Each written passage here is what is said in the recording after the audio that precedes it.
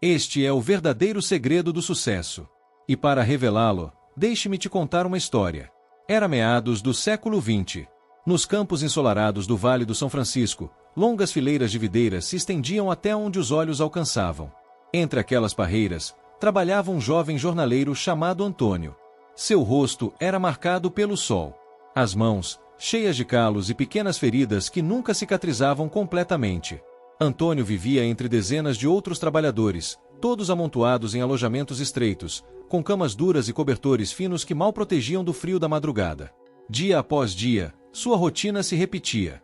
Despertava ao som das botas batendo no assoalho e das vozes sonolentas dos companheiros.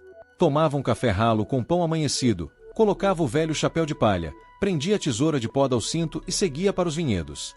Lá, o aguardava o coronel Almeida, um homem de voz firme e olhar cortante. Do alto de seu cavalo, ele gritava: "Mais rápido, Antônio! A uva não espera." O jovem apenas respondia: "Sim, senhor." Nunca levantava os olhos. Sabia que qualquer palavra errada poderia custar seu emprego. Recebia por caixa colhida. E mesmo trabalhando até o limite, o dinheiro mal bastava para o feijão, a farinha e, às vezes, um pedaço de carne seca. À noite, exausto, deitava-se no catre estreito e ouvia a respiração pesada dos outros jornaleiros, homens resignados a viver e morrer sob o domínio do coronel. Mas Antônio era diferente. Enquanto colhia uvas para os outros, sonhava em colher para si. Sonhava em ter um pequeno pedaço de terra onde pudesse plantar suas próprias videiras e dizer: "Este é o meu parreiral." Era um sonho simples, mas imenso. E esse sonho o mantinha vivo. Às vezes, antes de dormir, recordava de sua mãe, Dona Maria, ajoelhada no chão de uma cozinha humilde, rezando com fé inabalável: "Filho, a vida é dura, mas não deixe que ela te endureça. Um dia, Deus abrirá uma porta para você." Antônio repetia essas palavras como quem repete uma oração. Mas o coronel percebia algo diferente nele, aquele brilho nos olhos que denunciava esperança, e, por isso, o tratava com mais dureza que os demais. "Um parreiral, isso é coisa para dono, não para jornaleiro." Zombava o coronel, e todos riam. "Algum dia," murmurava Antônio, quase em silêncio. "Algum dia." O coronel gargalhava. "Algum dia você vai se cansar, rapaz. E eu estarei aqui para dizer: eu te avisei." Cada ofensa era uma ferida, mas também uma faísca. E foi assim que ele decidiu mudar seu destino. Começou a economizar. Cada moeda guardada era como uma semente de esperança. Nada de festas, nada de cachaça, nada de desperdício. Os colegas zombavam. Terra é para quem nasce dono." Mas ele lembrava as palavras de Dona Maria: "Guarde o pouco, porque o pouco se torna muito."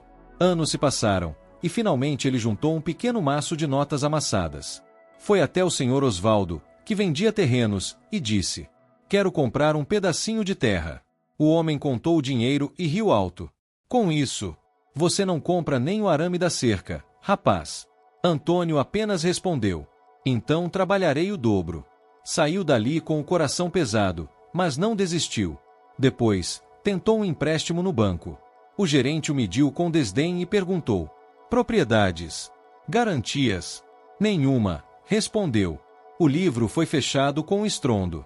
Então, não há negócio. Antônio saiu em silêncio. O sol queimava, mas o que doía mesmo eram aquelas palavras. Naquela noite, ele orou com lágrimas nos olhos: "Meu Deus, se ouves os humildes, escuta minha súplica. Dá-me uma chance, ainda que pequena." E adormeceu com a voz da mãe ecoando na mente: "Mesmo que te fechem as portas, continue batendo." Meses depois, ele alugou um pequeno lote abandonado. Terra seca, dura, rachada. O velho dono, seu Inácio, avisou: "Nada cresce aqui." Antônio pegou um punhado de terra entre os dedos e respondeu: "Crescerá." Trabalhou até as mãos sangrarem. Capinou, carregou baldes d'água, consertou cercas.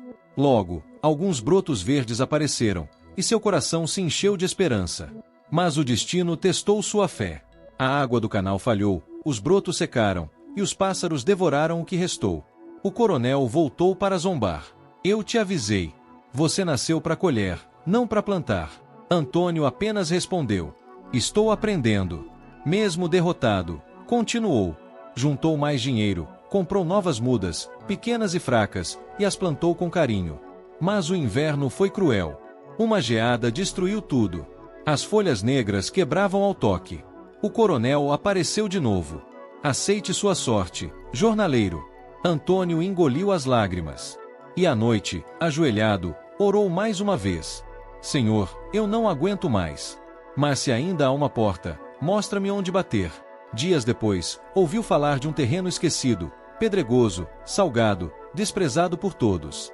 Foi até lá, pegou um punhado de terra e murmurou: se você ainda respira, eu te farei viver. Comprou aquele lote com suas últimas moedas. E começou tudo outra vez. Pedra por pedra, suor por suor. Falava com a terra como quem fala com um amigo.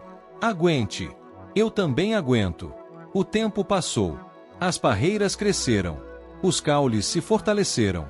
Até que um dia, pequenos cachos surgiram, firmes, doces, vivos. Quando a colheita chegou, Antônio trabalhou até o último raio de sol. Levou as uvas ao mercado e as entregou ao comprador, seu ribeiro. O homem provou um cacho e se surpreendeu. Doces, limpas, perfeitas. De quem são? Antônio sorriu. São minhas. Do meu parreiral. O preço que recebeu foi justo. E naquele instante, ele soube que todo o sofrimento havia valido a pena. Dias depois, o comprador comentou com o coronel: recebi uvas de um dos seus homens.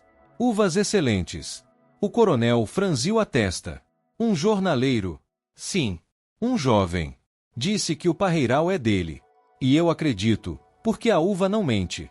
Tomado pelo silêncio, o coronel foi até o terreno. Chegou caminhando, sem cavalo, sem arrogância.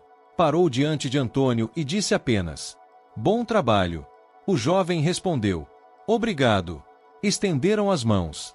Não houve discursos, nem desculpas. Apenas respeito. Ao entardecer, Antônio se sentou à beira do seu parreiral. O ar estava doce, o vento calmo. Olhou para o céu e pensou: se eu tivesse desistido, nada disso existiria. Lembrou-se das palavras da mãe: mesmo que te fechem as portas, continue batendo. E sorriu, porque compreendeu que o sucesso é isso: continuar batendo, mesmo quando o mundo diz que é em vão. A vida pode parecer um solo seco, onde nada floresce. Mas quem planta fé e perseverança, cedo ou tarde, colhe milagres. Então eu te pergunto: quantas portas você deixou de bater porque pareciam trancadas? Lembre-se: pedi e dar-se-vos-á.